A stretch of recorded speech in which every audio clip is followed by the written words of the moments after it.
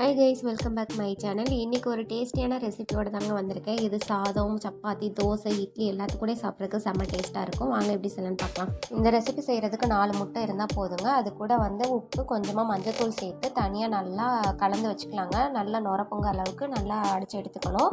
அப்போ தான் டேஸ்ட்டு நல்லாயிருக்கும். இது கூட நீங்கள் வெங்காயம் கூட சேர்த்துக்கலாம். நான் எதுவும் சேர்க்காம சும்மா தான் அடித்து எடுத்துட்டேன்.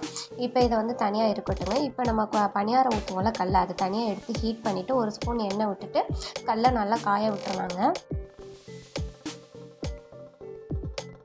எப்பயும் போல் ஒரே மாதிரி முட்டை குழம்பு செய்யாமல் இந்த மாதிரி செஞ்சு பாருங்கள். டேஸ்ட்டும் நல்லாயிருக்கும், பார்க்கவும் டிஃப்ரெண்ட்டாக இருக்குங்க. இப்போ நல்லா குழிப்பணியார கல் நல்லா காஞ்சதும் நம்ம கலக்கி வச்ச இந்த முட்டையை இது கூட சேர்த்துக்கலாங்க. கொஞ்சமாக பணியாரம் ஊற்றுற மாதிரி கொஞ்சம் கொஞ்சமாக ஊற்றிக்கலாம். ஊற்றிட்டு லைட்டாக ஒரு ஸ்பூன் எண்ணெய் அது மேலே விட்டுக்கலாங்க. அப்போ தான் நல்லா வேகும். இப்போ பார்த்தீங்கன்னா முட்டை நல்லா பொங்கி ஒன் சைடு வெந்துடும். ஒன் சைடு வெந்ததுக்கப்புறம் நம்ம திருப்பி போட்டுக்கலாம்.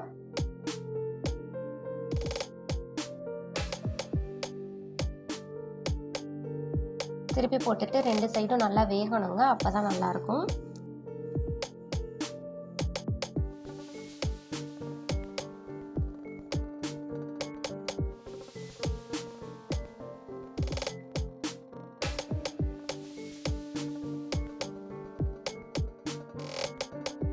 இப்போ இது நல்லா வெந்துருச்சு. இதை எடுத்து தனியாக எடுத்து வச்சுக்கலாங்க.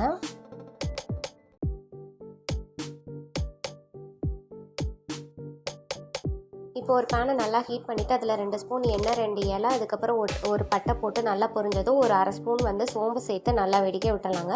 இது கூட நல்லா குட்டியாக சாப் பண்ண சின்ன வெங்காயம் சேர்த்துக்கலாம். அது கூட 2 பச்சை மிளகாய் சேர்த்து இதையும் வதக்கிக்கலாங்க. இந்த டிஷ்க்கு சின்ன வெங்காயம் சேர்த்தா தான் டேஸ்ட்டு நல்லாயிருக்கும்.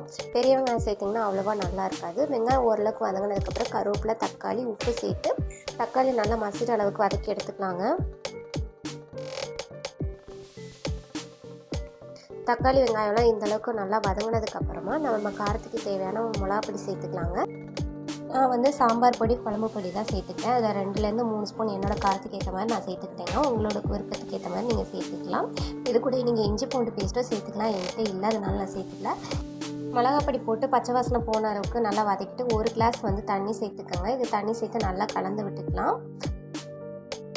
இது கூட இந்த ஸ்டேஜில் காரம், உப்பெல்லாம் செக் பண்ணிவிட்டு உப்பு தேவைன்னா ஆட் பண்ணிக்கலாங்க. இது நல்லா கொதிக்கட்டும். இது நல்லா கொதிச்சு வந்துடுச்சு. இப்போ நம்ம பணியாரம் ஊற்றி வச்சுருக்கோம்ல முட்டையில், அதை இது கூட சேர்த்துக்கலாங்க. கொஞ்சம் இந்த தண்ணி அந்த பணியாரம் நல்லா எரிஞ்சு நல்லா ஒரு கிரேவி கன்சிஸ்டன்சிக்கு நல்லா இருக்கும். இப்போ இதை நல்லா கலந்து விட்டுடலாம். இது கூட 1 ஸ்பூன் ஜீரகம், 1 ஸ்பூன் சோம்பு நான் பொடிச்சு வச்சுருக்கேங்க. அதையும் இது கூட சேர்த்துக்கலாம்.